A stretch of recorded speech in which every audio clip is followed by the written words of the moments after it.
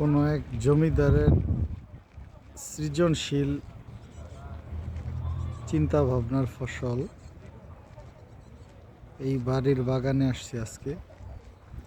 বহু মানুষের সমাগম, বহু মানুষ আসছে। এত মানুষ আমি প্যারিসের মধ্যে কোনো পর্যটন এলাকায় এত বেশি মানুষ দেখি না। আজকে যত বেশি মানুষ দেখা যাইতেছে,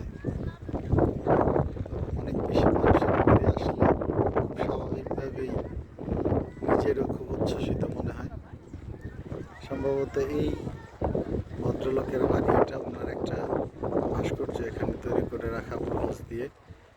সিংহের উপরে উনি বৈশা রয়েছে, পায়ের উপর পাও তুলে, এক হাতের মধ্যে কোনো একটা পাখি, কি পাখি ঠিক বোঝা যাইতেছে না, তবে কোনো একটা শিকারি পাখির মতোই মনে হইতেছে। এইরকম একটা জায়গা, খুব বিস্তৃতভাবে অনেক বড় উদ্যানের মধ্যে বাগানের মতো করা, চারিদিকে ফুলের গাছ, অনেক মানুষের সমাগম।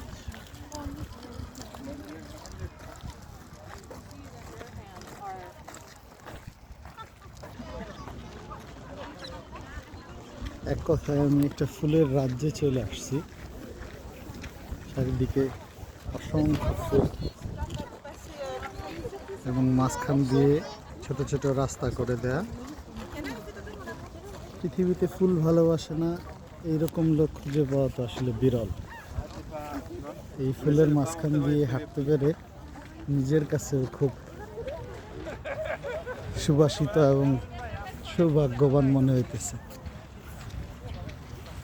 কত সুন্দর, হাজার হাজার টিউলিপ। টিউলিপের আয়ুকাল যদিও খুব বেশি দিন না, 10 থেকে 15 দিনের আয়ুকাল নিয়ে জন্মায় এই ক্ষণজন্মা ফুল। তো হাজার হাজার বিভিন্ন কালারের টিউলিপ, তার মাঝ দিয়ে হেঁটে যেতেছি আমি। এক অন্যরকম ভালো লাগা।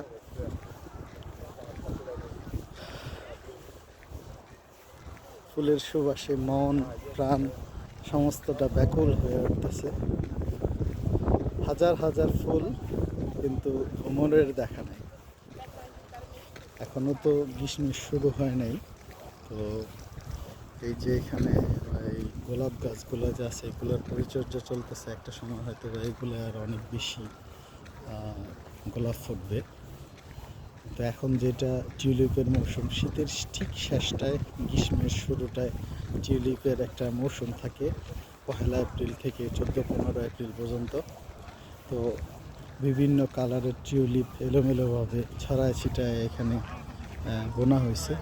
1, 2, 3, 4, 5, 6টা স্তরে, 6টা লাইন দিয়ে ওই পাশ থেকে শুরু করে প্রত্যেকটা লাইনে বিভিন্ন কালারের এই টিউলিপ ফুল। এখানকার যে পরিবেশটা, সেটা আরও অনেক বেশি মনোরম করে তুলছে। এবং ঠিক এই উদ্যানটার মাঝ বরাবর যদি আমরা আসি, এই পাশটায় হচ্ছে একটা লাল ভীষণ ফুল না কি যেন, চেরি ফুল। এই ফুলটা এই পাশটায়, যেমন এই গাছটা হচ্ছে সম্পূর্ণ রকমের লাল ফুল, আবার ঠিক তার উল্টো পাশে এই পাশটায় হচ্ছে একদম সাদা। 2 কালারের 2 জাতের 2টা ফুল। এবং এই গাছ 2টা উপলক্ষ করে এখানকার মানুষজনের অনেকটা জটলা। সবাই ঠিক এই গাছগুলার আশেপাশে ছবি তোলার জন্য হুমড়ি খেয়ে পড়ছে। শীতের শেষে, গরমের শুরুতে প্যারিসে যে পর্যটকদের এইবার প্রচণ্ড রকম ভিড় হবে, সেটা এখানে এসে অনুমান করা যাইতেছে। খুব চমৎকার একটা প্লেস। সামনে ওই দূরে দেখা যায়, ওটা ওই দিকটায় হচ্ছে নদীর পাড়। ওই নদীর পাড় থেকে শুরু করে এই রকম ফুলের বাগানের মধ্য দিয়ে হাইটে আসলে, ঠিক মাঝ বরাবর আসলে এই পাশে হচ্ছে একটা সাদা চেরি ফুল, আর এই পাশটায় হচ্ছে একটা লাল চেরি ফুল। খুবই চমৎকার একটা জায়গা, আসতে পেরে খুব ভালো লাগতেছে এবং এটাকে স্মৃতি হিসাবে বন্দি করে রাখলাম আপনাদের সাথে শেয়ার করার জন্য। ভালো থাকবেন সবাই। আল্লাহ হাফেজ।